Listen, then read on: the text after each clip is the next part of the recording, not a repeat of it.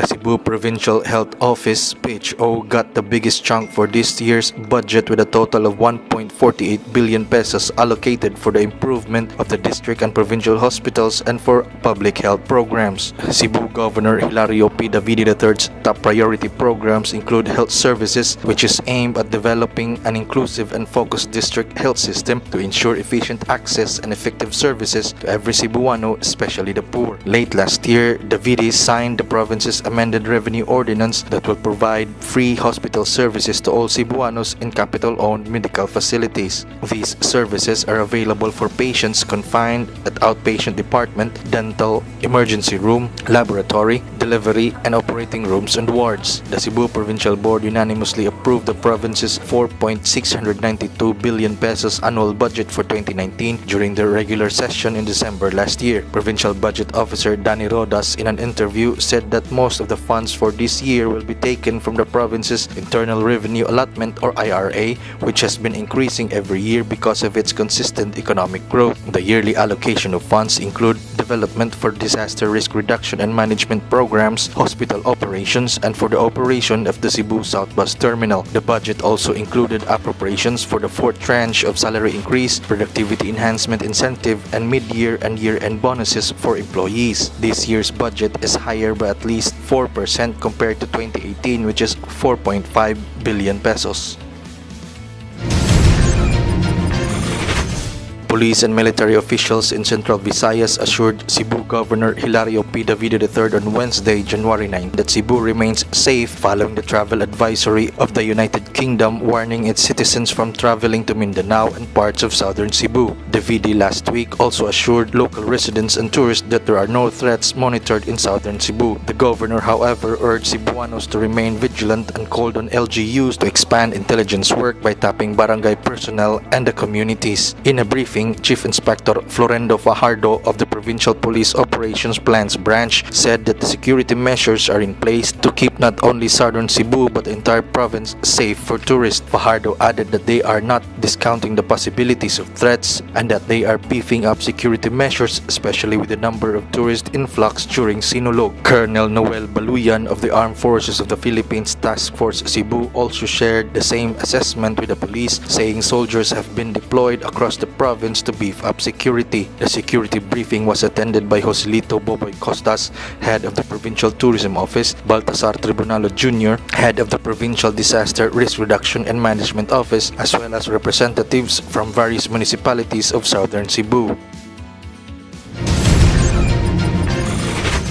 Cebu Governor Hilario P. Davide III and Vice Governor Agnes A. Magpale led the blessing and turnover of the Kusina sa Kahimsug ug Pag-aamuma or KKP facility at Catmon Integrated School in Catmon Town on Tuesday, January 8. Aside from its 6 key development agenda, Davide and Magpale also exerted efforts to address undernourishment in the province that reached 7.16% according to a 2017 assessment of the National Nutrition Council. During his talk, Davide called on parents and teachers, including volunteers, to support the program. He said this will benefit not only the children but even to the parents and teachers as well. He said that the program, aside from addressing undernourishment, also targets to improve the health of the normal pupils while providing parents the knowledge in preparing healthy and affordable diet. During the commitment signing, Davide explained that the program also encourages parents to provide nutritious food to their children whether they are healthy or undernourished. The Kusina project in Catmon Town is the 4th installment of the capital's feeding and nutrition program, along with the same projects with LGUs of San Remigio, Madre Dejos, and Sambuan. The KKP is a joint project of the capital, Gawad Kalinga,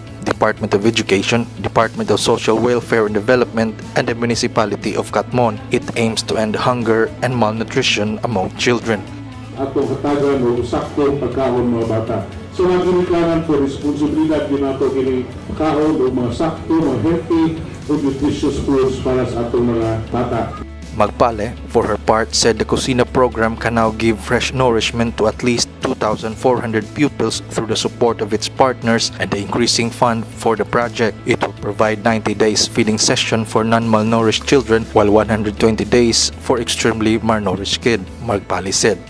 Kusina sa kahinsok o pag-amuma. Apil man ang grade 6. Tanan naman. And not only that, ilang Cebu, 2,400 students. Mrs. Jubel Davide, the advisor of KKP, recognized the volunteers of the program who exerted efforts to maintain good health among the students, especially those who work in the kitchen and to those who delivers food to mountain barangays. Kami, gi-encourage yun ang mga ginikanan, ang maestra, na mag-volunteer sa ilang time and effort. When you volunteer, you take ownership of what you're doing. So, volunteerism does not necessarily requires time and resources. Kaya kung kana atong basihan, sa'yo na kayo masulti ka, daoy busy kay ko, bakoy time, daoy bakoy kwarta, bakoy kahatag. But volunteerism, what is important of volunteerism is the heart of the volunteer, to be of service. Cebu Vice Governor Agnes A. Magpale and Cebu's 5th District Congressman Ramon Redurano VI led the raising of banners of Cebu's 44 towns during the opening ceremony of the annual Provincial Sports Meet last Sunday, January 6. At least 13,000 athletes, coaches, as well as tournament and Department of Education officials from 44 municipalities in the province gathered in Carmen Town for the opening day salvo. In his inspirational message, Durano said that sport is among the tools in nation building. In the week-long tournament, athletes will battle it out in 25 sporting events including archery, arnis, athletics, badminton, basketball, baseball, billiard, boxing, chess, dance sports, football, futsal, aerogymnastics, gymnastics, pencaksilat, sepak takraw, sipa, softball, swimming, tennis, table tennis, taekwondo, volleyball, wrestling, and wushu. The week-long activity culminated today, which was highlighted by the awarding of winners.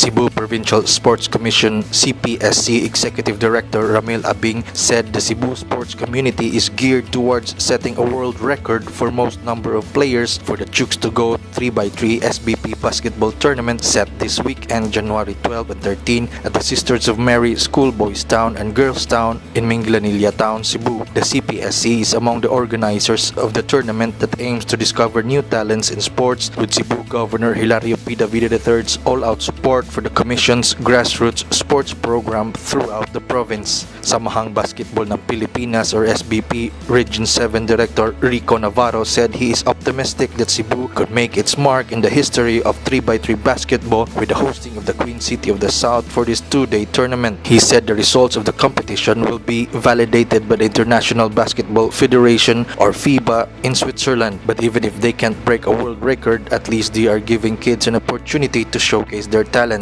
At least 277 teams made up of 1,111 players will battle it out for the boys under 18 division, while 397 squads with 1,585 players will see action in the girls under 18. Each game will be played for 10 minutes. Abing said that with this tournament, Cebu can carve a niche in the international scene again. Alward Espina, Cebu Business Center head of Chooks to Go, said the company did not hesitate supporting the tournament since the project is a grassroots program that is in line with the company's mission. Expected to grace the event are UAAP standouts Thirdy Ravenna and Kobe Paras. Pioneered by the International Olympic Committee and FIBA, 3x3 basketball started to gain prominence following its world stage competition debut at the 2010 Youth Summer Olympics in Singapore.